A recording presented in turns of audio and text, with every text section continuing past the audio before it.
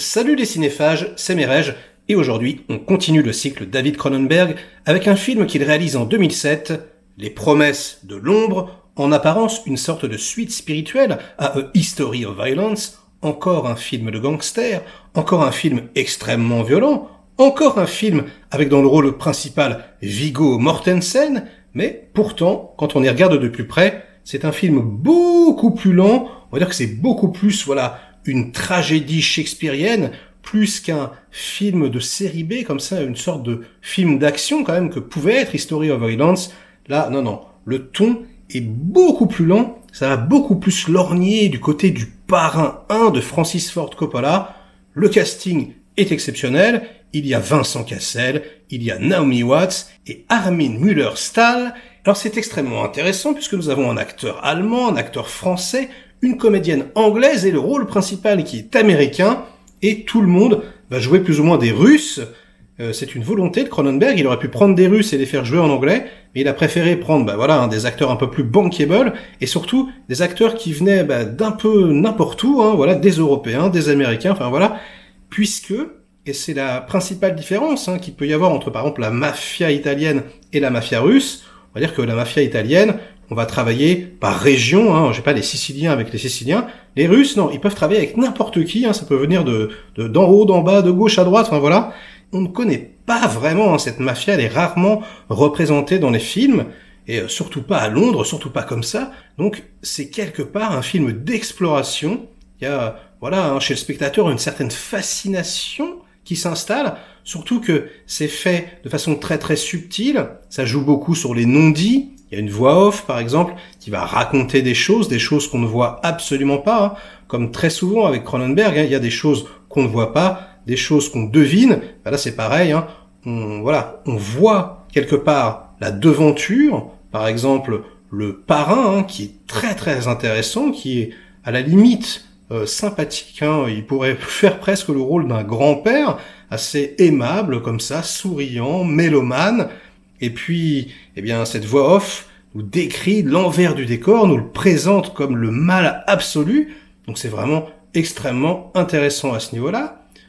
C'est finalement un film qui va explorer toutes les zones d'ombre et les personnages, et également de Londres. Londres qui n'a jamais été filmé comme ça. Cronenberg d'ailleurs a demandé à son équipe de lui trouver des lieux où on ne filmait jamais. Donc on n'a vraiment jamais vu la capitale anglaise comme ça, c'est extrêmement intéressant. Alors évidemment, le film va développer également les zones d'ombre de nos protagonistes principaux, et on va se rendre compte que c'est un film sur la filiation, tout ce qu'il peut y avoir de problème avec la filiation, puisque Naomi Watts, par exemple, qui joue le rôle d'une sage-femme, déjà, elle met au monde les enfants, et finalement on se rend compte qu'elle est orpheline, elle n'a plus de père, elle s'accroche du coup au seul vestige qui lui reste, sa moto, la moto de son père, elle ne la quitte jamais. On se rend compte en plus qu'elle a perdu un enfant elle-même. On va ensuite s'intéresser au personnage joué par Vincent Cassel, le prince, le fils du roi maléfique d'une certaine façon, le roi extrêmement misogyne, extrêmement homophobe. Pas de bol, non, son fils est homosexuel, même si c'est un peu refoulé, c'est clairement là. Il est donc, quelque part conspué, même si c'est dans une sorte de bloubi-boulga de non-dit comme ça. C'est assez dégueu. Et puis, on a le personnage de Viggo Mortensen. On ne sait pas trop qui c'est. Il a l'air extrêmement, comme ça, violent, extrêmement maléfique. Et finalement, comme très souvent, les personnages comme ça sont en pleine mutation. Là, c'est ce qui va se passer. Il va complètement se transformer. Déjà, parce qu'il va prendre du galon.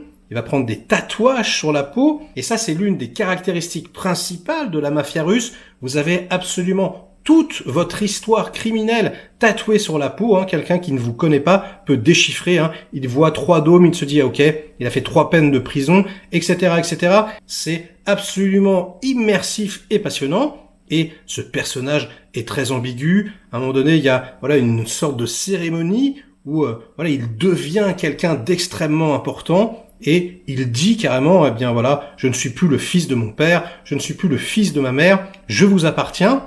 C'est donc, encore une fois, et comme d'habitude avec David Cronenberg, un film sur l'identité. Une sorte de tragédie shakespearienne avec des enfants abandonnés, des pères trahis, des soldats devenant rois, des fils indignes, des tyrans tapis dans l'ombre. Bref, du pur Cronenberg.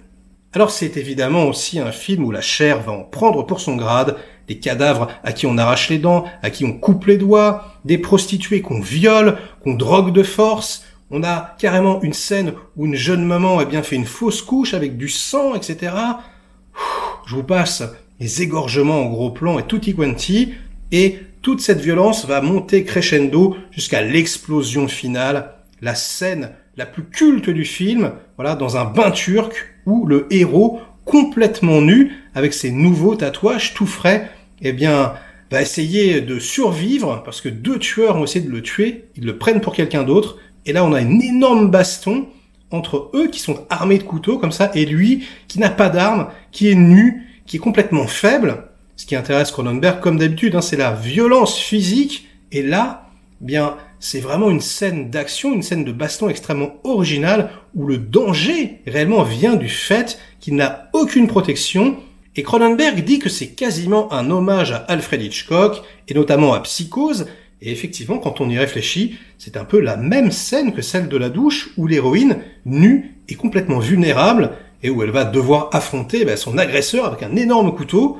Et c'est pas la première fois qu'il nous fait le coup, le petit Cronenberg. Rappelez-vous, dans Chromosome 3, il y avait déjà la même scène pompée, donc c'est finalement quelqu'un qui l'obsède particulièrement, ce qui peut donner quelquefois des petits arrière-goûts de palmesque comme ça, et ce qui, moi, me plaît particulièrement. Bref, c'est un film passionnant, qui n'a absolument pas vieilli, la prestation des comédiens est extraordinaire, le côté parrain 1 comme ça, avec toutes les scènes familiales, donne, un sentiment d'immersion totale, j'adore, la musique de Howard Shore est sublimissime, comme d'habitude, le montage est parfait, bref, jetez-vous dessus, en plus l'édition Blu-ray est magnifique, il y a des milliards de suppléments passionnants, donc carrément un film sur les tatouages russes, avec toutes leurs explications, on va dans les prisons, etc.